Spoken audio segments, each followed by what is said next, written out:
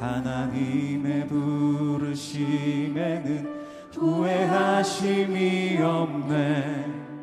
내가 이 자리에 선 것도 주의 부르심이라. 하나님의 부르심에는 결코 실수가 없네. 나를 부르신 하나님의 진실하심을 믿네. 작은 나를 부르신 뜻을 나는 알 수 없지만 오직 감사와 순종으로 주의 길을 가리라. 때론 내가 연약해져도 주님 날 도우시니 주의 놀라운 그 계획을 나는 믿으며 살리. 날 부르신 뜻 내 생각보다 크고 날 향한 계획 나의 지혜로 증량 못하나. 가장 좋은 길로 가장 완전한 길로 오늘도 날 이끄십니다.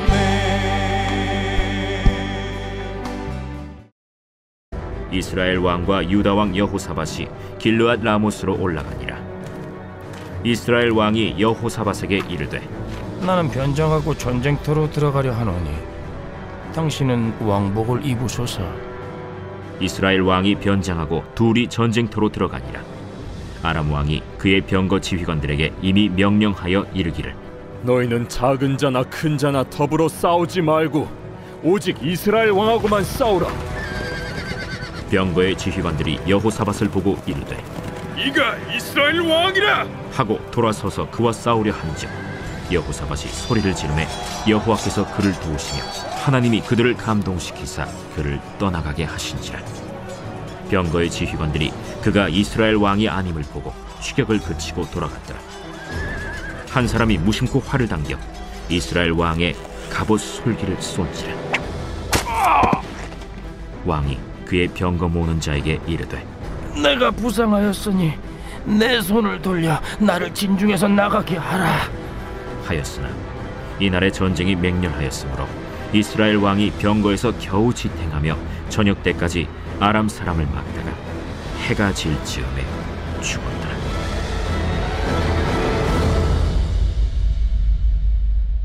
제19장.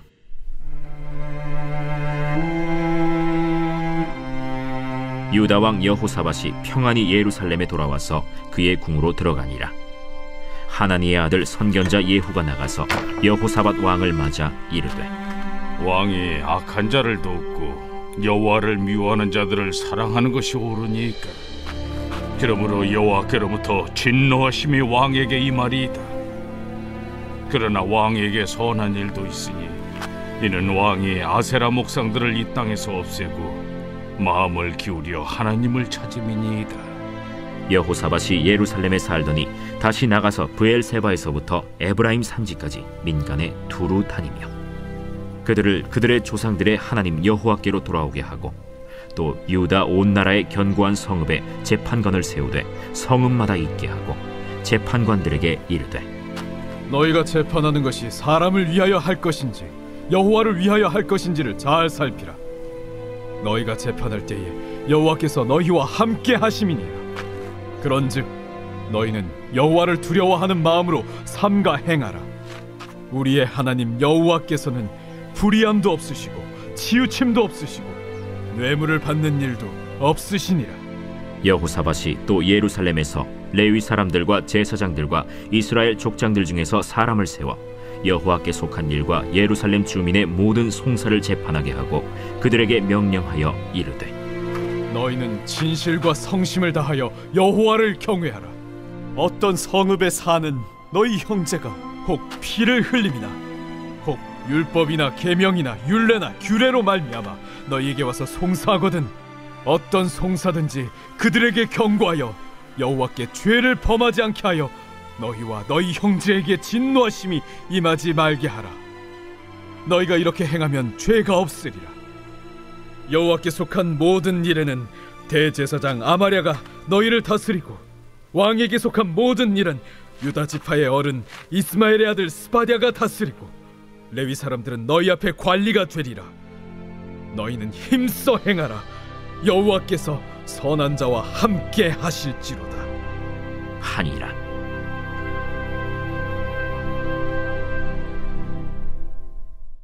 우리는 삶에서 수많은 선택을 하며 살아갑니다. 아침에 눈을 뜨는 순간부터 사람을 만나는 일까지 크고 작은 결정들이 우리의 하루를 채우곤 하죠. 만약 시간을 되돌릴 수 있다면 누구나 돌아가고 싶은 어느 한순간이 있을 것입니다. 그때 내가 왜 그랬을까? 왜 그 길을 선택했을까? 왜 그런 말을 해서 상처를 주었을까? 돌이켜보면 되돌리고 싶은 아픈 기억들이 우리의 마음에 남아있곤 합니다. 오늘 본문에 등장하는 여호사밧 왕도 그런 순간을 맞이합니다. 그는 이스라엘이 분열된 후 유다의 4번째 왕이었습니다. 그의 아버지 아사 왕 때 북왕국왕 바하사는 유다를 치기 위해 라마를 건축합니다. 라마는 남북 왕래를 막기 위한 봉쇄 전략이었어요. 정치적, 군사적 압박을 가하려는 의도였죠. 또한 아사왕의 아버지 아비야 왕 때에도 북왕국은 80만 대군을 이끌고 유다를 침략해 옵니다. 이렇게 적대적 관계가 계속되는데 남유다가 힘을 얻으면서 부강해집니다. 그러자 남유다와 북왕국 두 왕가는 사동 관계가 됩니다. 고대 세계에서 왕가 간의 혼인은 협력과 화친을 의미하는 일반적인 관습이었습니다. 여호사밧은 이 일반적인 관습을 따릅니다. 세상의 눈으로 유익의 유무를 판단하니 괜찮았던 거죠. 하지만 북왕국 아합 왕은 시돈 사람 엣바알의 딸 이세벨을 아내로 삼고 바알을 섬기며 숭배한 아주 악한 왕이었어요. 그의 딸 아달랴와 여호사밧의 아들 여호람이 혼인하게 됩니다. 이 결혼은 결국 아달랴 때에 남유다의 다윗 왕조가 끊길 뻔한 큰 창극을 불러오게 됩니다. 두 왕실이 사돈관계를 맺은 때로부터 몇 년 뒤 유다왕 여호사밧은 아합왕을 만나러 이스라엘의 수도 사마리아로 갑니다. 여호사밧과 그의 수행원들을 반갑게 맞이하며 큰 잔치를 벌이고 아합은 길랏 라모를 치러 가자고 합니다. 그 땅은 원래 가치파야의 땅이었고 도피성이 있었던 곳이었어요. 아람에게 빼앗겼으니 그 땅을 얼마나 되찾고 싶었겠습니까? 여호사밧은 흔쾌히 망설임 없이 나는 당신과 다름이 없고 내 백성은 당신의 백성과 다름이 없으니 당신과 함께 싸우리다 라고 말합니다. 400여 명의 선지자들이 길랏 라못으로 올라가서 싸우셔서 승리를 거둘 것입니다. 이렇게 말합니다. 거짓 망언을 하죠. 그런데 그들을 선지자라고 따르고 있습니다. 그러나 달아난 사람 미가야는 다르게 말합니다. 아합의 신하가 미가야를 데리러 갑니다. 그가 말하기를 제가 청하건대 당신의 말도 선지자들 중에 한 사람처럼 좋게 말하소서라고 요청하죠. 미가야가 이르되 여호와께서 살아계심을 두고 맹세하노니 내 하나님께서 말씀하시는 것과 곧 그것을 내가 말하리라 하고 미가야는 길랏 라못 전쟁에서 아합이 죽게 될 것이라고 말합니다. 400대 1 타락한 시대였어요. 하나님의 말씀도 자신들이 정할 수 있는 시대였죠. 그러나 미가야는 참 멋집니다. 지금 시대에도 우리가 이런 입을 가져야 합니다. 죽음에 이를 수 있지만 난 하나님의 말씀을 전할 것이다. 불이익이 오고 참패를 당해도 진리를 행할 것이다. 그런데 복음을 전하고 상대방이 조금만 마음을 상하게 하는 말과 행동을 해도 마음이 움츠려들고 다시는 안 할 거야. 이런 것들이 우리 안에 참 많습니다. 아합과 여호사밧은 전쟁에서 아합이 죽을 것이다 라고 말했지만 강행합니다. 여호사밧은 하나님의 뜻을 알고도 왜 전쟁에 올라갔을까요? 인척관계, 정치적 셈법, 눈앞에 유익이 있다고 판단했을 것입니다. 아합은 작은 꾀를 냅니다. 오늘 본문이 시작되는 이야기입니다.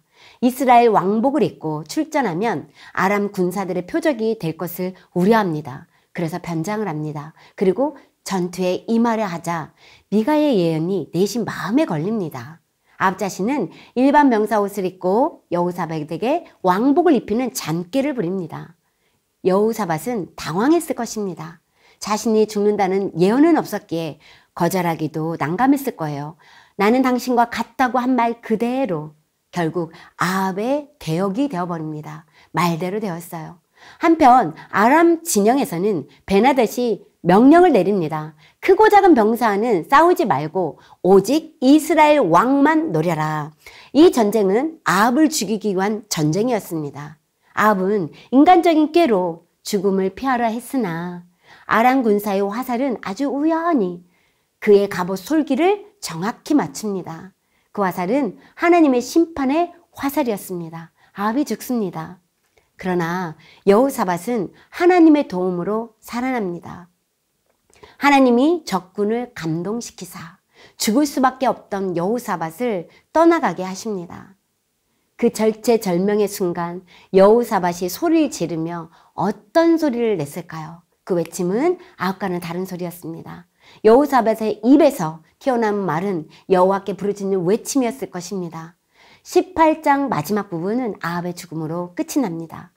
아합의 죽음을 말하기 위한 장이었을까요? 사실 역대기 1차 독자들은 포로에서 귀환한 남은 자들이 대상이었습니다. 역대기를 통해서 말씀하시는 바는 거룩한 성 예루살렘이 왜 멸망을 당하게 되었는가 말하는 것입니다. 선지자들이 거짓말한 영에 미혹되어서 백성들을 꼬여 잘못된 길로 인도했기 때문에 암 역시 똑같다는 거죠. 이렇게 되면서 18장은 끝이 납니다. 19장은 여호사밧을 향한 하나님의 책망과 여호사밧의 신앙 개혁이 이루어지는 장입니다. 19장 1절 유다왕 여호사밧이 평안히 예루살렘에 돌아와서 그의 궁으로 들어가니라. 길랏 라못 전쟁에서 은혜가 아니었다면 여호사밧이 어떻게 평안히 돌아올 수 있었을까요? 성경은 평안히 예루살렘에서 돌아와서.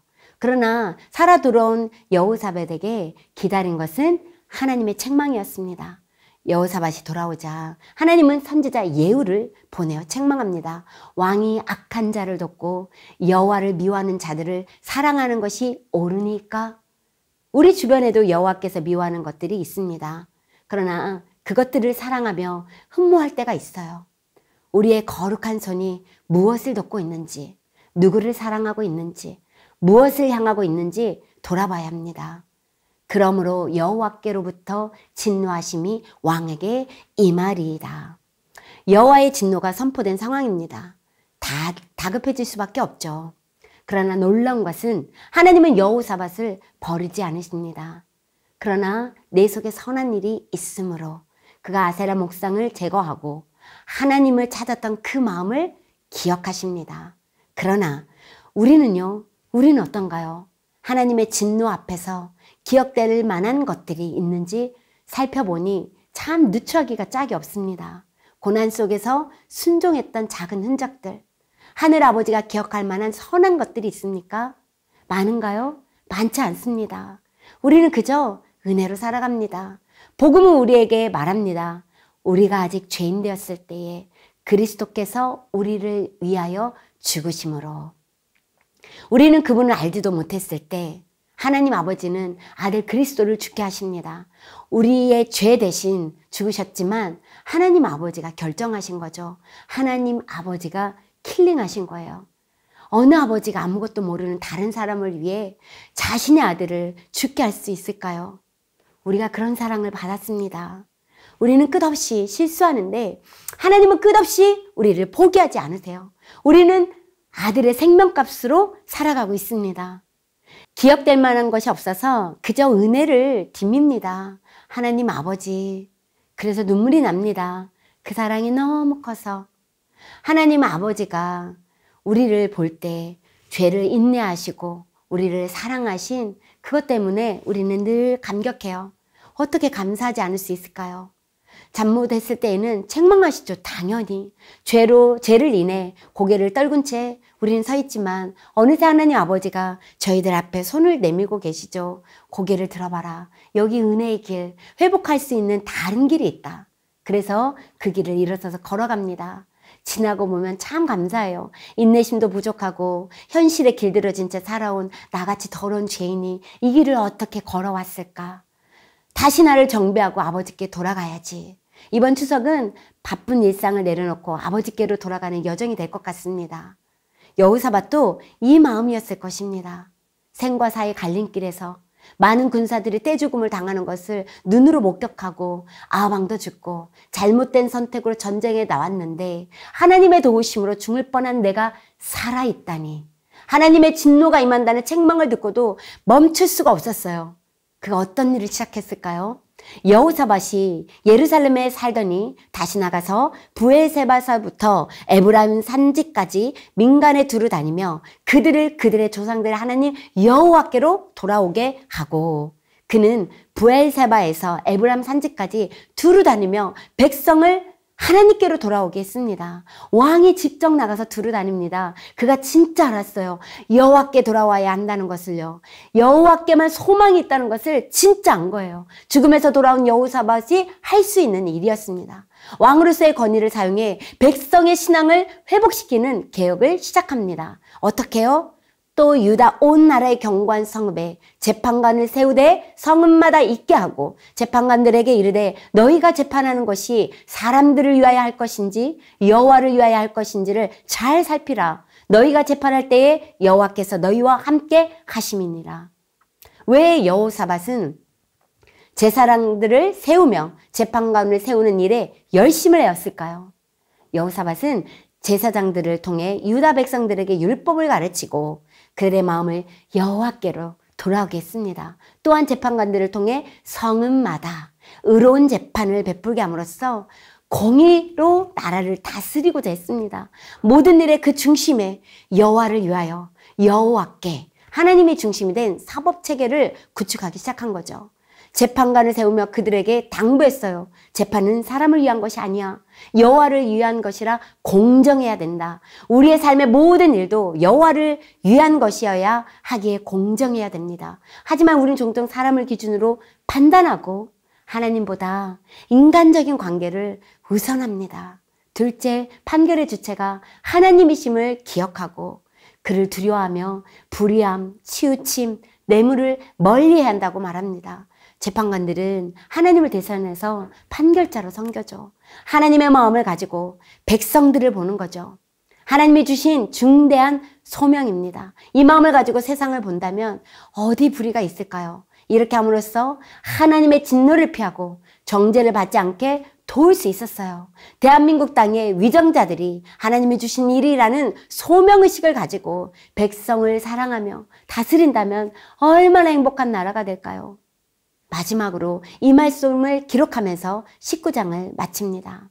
여호와께 속한 모든 일에는 대제사장 아마랴가 너희를 다스리고 왕에게 속한 모든 일은 유다 지파의 어른 이스마엘의 아들 스바다가 다스리고 레이 사람들은 너희 앞에 관리가 되리라. 너희는 힘써 행하라. 여호와께서 선한 자와 함께 하실지로다 하니라. 왕인 그가 왜 이렇게 발벗고 나서며 했었을까요? 여호사밧은 유다가 단순한 왕국이 아니라 하나님께서 직접 다스리시는 신정국가라는 것을 그 인식을 가지고 있었습니다. 앞서 아합 왕의 동맹으로 인해 하나님의 책망을 받았던 여호사밧은 그 경험을 통해 더욱 하나님의 중심의 통치를 결심하게 된 거죠. 그리고 그의 마지막 권면은 너희는 힘써 행하라. 너희는 진짜 힘써 행하라. 지금을 사는 우리에게 너희는 힘써 행하라. 무엇을요? 하나님의 중심의 신앙과 하나님의 원하시는 공의를 실천하는 삶을 행하라. 그런 자와 하나님이 함께 하신다는 확신을 주셨어요. 우리가 말씀에 근거해서 하는 모든 것, 순종하는 모든 것에 하나님이 함께 하신다는 것을 절대 잊지 마시기 바랍니다. 함께 기도 제목을 읽겠습니다. 하나님의 뜻을 따르는 분별력과 순종의 마음을 주소서. 아멘. 책망 속에서도 은혜로 회복의 길을 여시는 하나님을 신뢰하게 하소서. 아멘. 우리의 삶 속에 하나님께서 기억하실 선한 일 있게 하시고 은혜로 다시 일어설 수 있도록 도와주소서. 아멘. 하나님 중심의 신앙과 공의를 힘써 실천하는 삶을 살게 하소서. 아멘.